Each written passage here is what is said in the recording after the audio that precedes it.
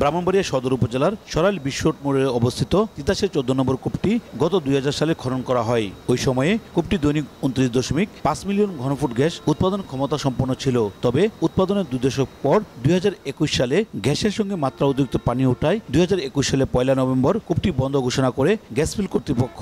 বন্ধ হওয়ার 2 বছর পর চলতি বছরের 19 মার্চ 75 কোটি টাকা ব্যয়ে তিতাস গ্যাস ফিল্ডের 14 নম্বর কূপের ওয়ার্কওভারের কাজ শুরু করে বাপেক্স।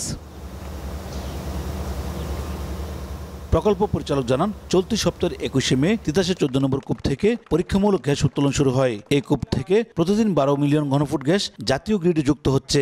3355 মিটার পর্যন্ত খনন করা হয় প্রথমেই, এবং তখন এটা নিচের দিকে প্রোডাকশন ছিল না। 835 মিটারে থেকে লাস্ট প্রোডাকশন ছিল। আমরা এখন 3079 থেকে 87 মিটারে যে লেয়ারটা বি লেয়ার, সেখান থেকে গ্যাস প্রোডাকশন দিচ্ছি। দেশীয় উৎস থেকে গ্যাসের উৎপাদন বাড়াতে 2D এবং 3D সিসমিক সার্ভে করা হয়েছে বলে জানান পেট্রোবাংলার চেয়ারম্যান। 2028 সাল পর্যন্ত আমরা 100টা কূপ বেশি আরও খনন করতে চাচ্ছি, অর্থাৎ 148টা কূপ আমরা খনন করতে যাচ্ছি। এই কূপগুলো খনন করা হলে প্রায় আমার 2000 MMCFD গ্যাস কিন্তু এখানে আসবে।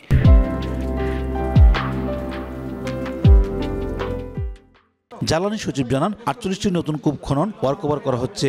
আগামী 1-1.5 বছরের মধ্যে মোট 618 MMCFD গ্যাস জাতীয় গ্রিডে যুক্ত করার লক্ষ্যে কাজ চলছে বলে জানান সচিব। সিলেটের নতুন একটা কূপে 21 মিলিয়ন অস্তিত্ব পেয়েছি।